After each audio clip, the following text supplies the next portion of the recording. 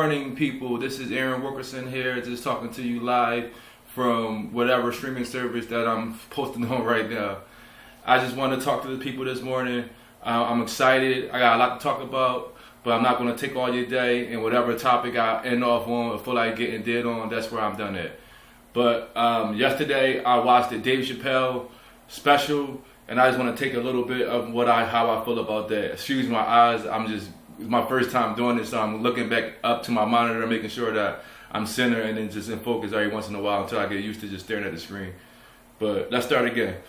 It's going live in 3, 2, 1.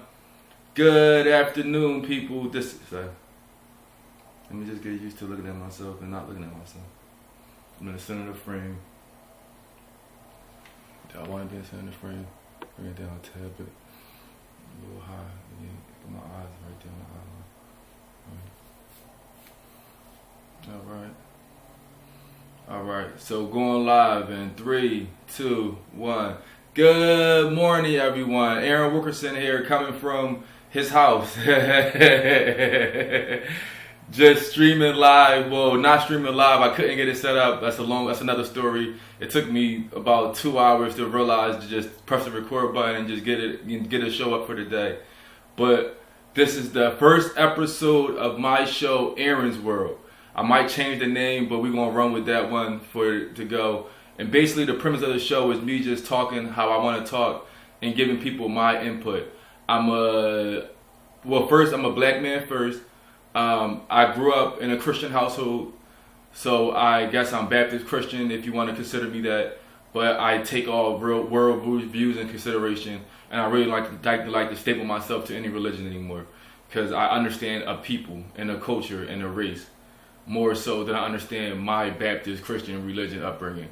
I feel as though that we get enslaved by our naturality and our culture and get segregated by that, whereas we all as a one people. So I don't really label myself as Baptist Christian anymore.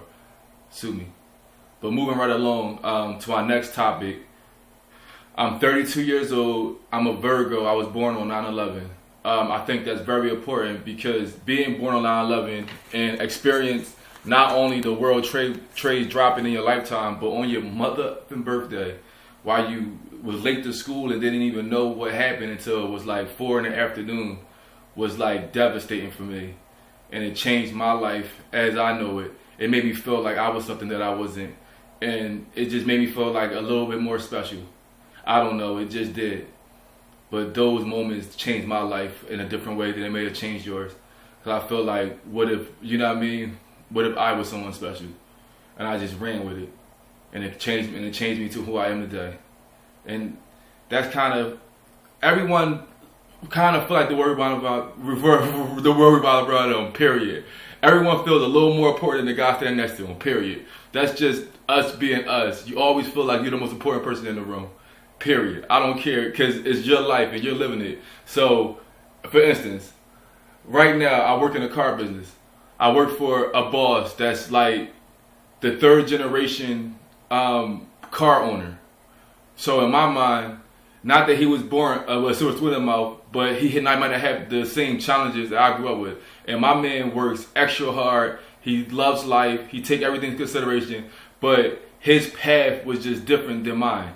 But we still coexist in the same office every day. And that's how I just look at life. Like, I may not be where that man is, but it doesn't mean that my head isn't where that man's head is. And my views and my goals and my value in life isn't what that man's can be. Because I started a life, basically starting from nothing and trying to work my way into a bunch of people that was ignorant into how to live life in the first place. So me just bringing out of that and getting into his way of thinking in my lifetime is enough of a challenge in its own. Because how many black people that you see in your community, I'm a Philadelphian, by the way. I live in Philadelphia, live in the heart of it, and I don't mind living any part of any city.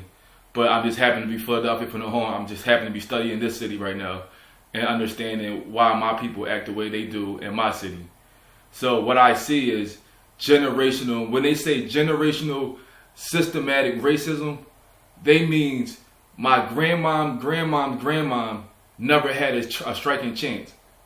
And that's important, because if you go for people that never had nothing but tried hard their whole existence, and it keep happening to them, and they never get ahead and always get looked at downward by another person, not a God, not a place, but a person, while you're trying to live throughout your life, walking through a planet, is important to realize how just for me to get this far in the Black American community, where I was poverty stricken as a kid, and to make it out of all of that, and just to get this far as a 32-year-old adult, to me is amazing. Because I had to conquer so many challenges and had to get past so many strengths and do so much just to get here. And for me to elevate to the next level is almost, how do you say it, super special. And I'm trying that now. So if anyone question why I think the way I think, is because I feel as though me growing up, little brother of a drug dealer, little brother of a school bully, little brother of etc., single parent household, never had a striking chance in America to begin with. And we see that every day. But yet people look down on me for trying to be something or somebody. And I give the world my talents all the time. And they throw them back at me in my face. And wonder why. Why don't you just take more rap more serious? Well, why don't y'all like my raps in the first place? Because I'm hot. Same with basketball or anything that I try to put any effort in. I'm hot. And nobody never liked me to begin with. So why should I try any harder? Why not just do this and put myself on my own platform and just talk? Because all people care about anyway is people talking. And people want to talk about you regardless. But the fact is, getting off tangent, the fact is, I give myself a chance every day that I wake up and do something special. I got my own studio. I got my own photography equipment. I got my own little place, and I don't have no kids or anything to distract me from right now. And I'm just working on doing a better me for a better tomorrow, period.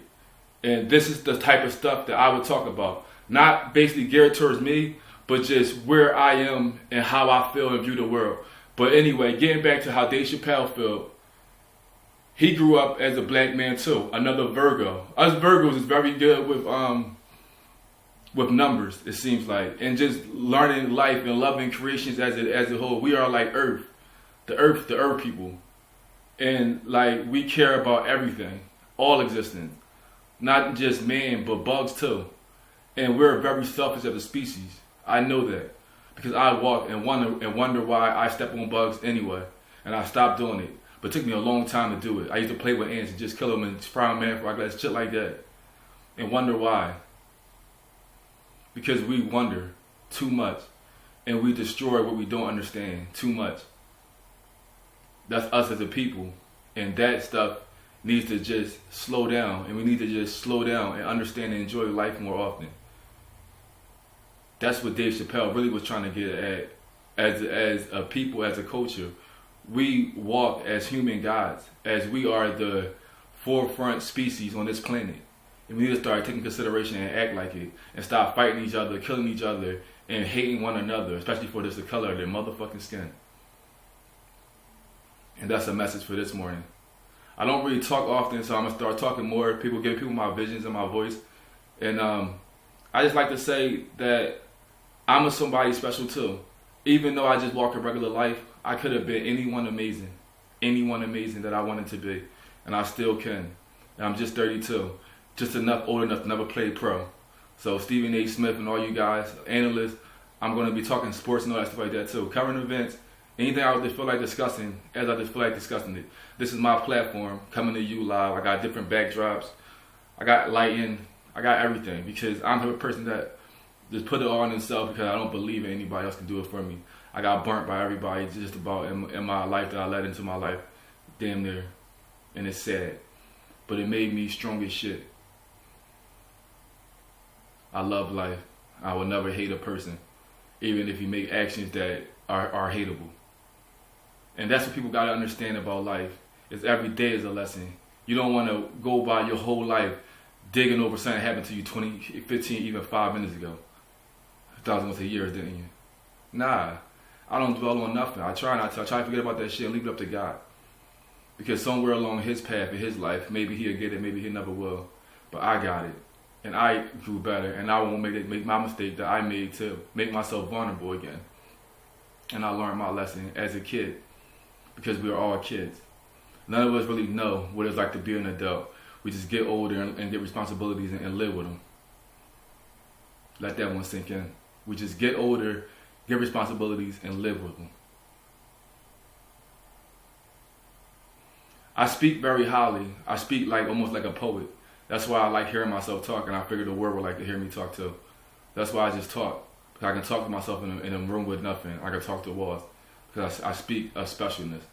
Because I listened my whole life and never really had to talk about anything. And I was hoping that these words would translate to the camera, and it looks like they does. So Aaron Wilkerson will be coming for you live very soon in the future again. But take this first message, this Sunday morning message, as we are all childs of God.